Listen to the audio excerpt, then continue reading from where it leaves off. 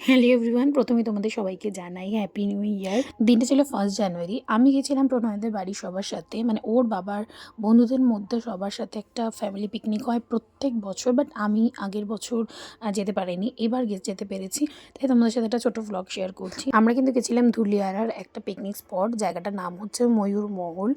অনেক পুরনো পিকনিক স্পটটা। আগে নাকি এখানে ময়ূর দেখা যেত, বাট এখন সেসব কিছুই নেই। তবে স্পটগুলো ভীষণ সুন্দর, সেখানে ঢুকে কিন্তু তোমরা সমস্ত কিছু ভাড়া পেয়ে যাবে সেখানেই।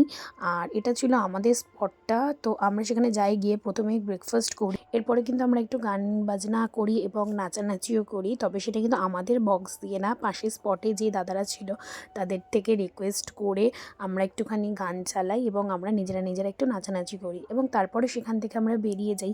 পাশে খুব সুন্দর একটি বহু প্রচলিত একটি মন্দির আছে, যার নাম হচ্ছে লাহিড়ী বাবার আশ্রম। এই আশ্রমের মধ্যে কিন্তু শুধুমাত্র আরাধনালয় ছাড়াও, মানে যেখানে তুমি বসে আরাধনা করতে পারবে, সেটা ছাড়াও বিভিন্ন দেবদেবীর মূর্তি রয়েছে এখানে।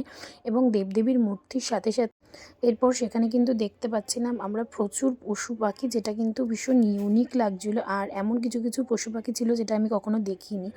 এবং এখানে যখন তুমি ঢুকবে মন্দিরটিতে, দুটো রুলস আছে, যেটা হচ্ছে এক, মায়েদের অবশ্যই মাথায় কাপড় রাখতে হবে, এবং দুই হচ্ছে মায়েদের কিন্তু পায়ে আলতা থাকলে কিন্তু চলবে না, সেখানে তোমাকে ঢুকতে দেওয়া হবে না।